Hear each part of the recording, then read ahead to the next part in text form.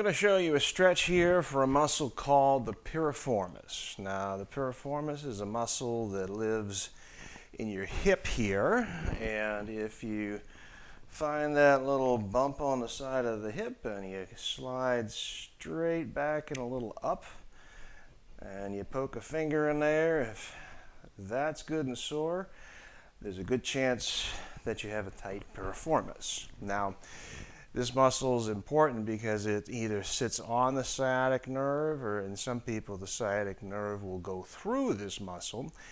And when it's tight, it can put pressure on the nerve, which can cause pain, but more often it will actually cause a neurological weakness in the calves, which can manifest in tightness or cramping, particularly during athletic activities. Or we can see it in muscle testing. The calf will just be weak. So to perform the stretch, what we're going to do is we're going to bring an ankle up and across the opposite knee. Now, important here is to arch the back forward. All right, with any muscle we're trying to stretch, we need to control both ends. So the other end of this muscle attaches to the pelvis.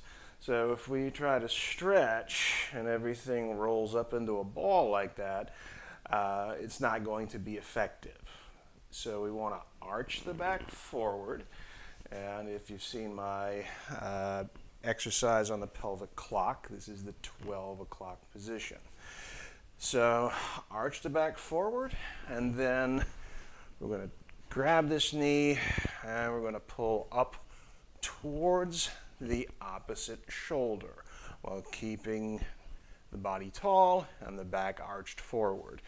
And if you feel a really strong, oftentimes very uncomfortable pull in that area of the hip, that is the sign that your piriformis is tight, and you should spend some time giving it a stretch. So our goal is to be able to get that knee pulled up, back is arched forward, and all you feel is a minor pull in the hip. So work on that, and that can clear up leg pain, numbness, tingling, cramping, and also back pain is another symptom of a tight piriformis muscle.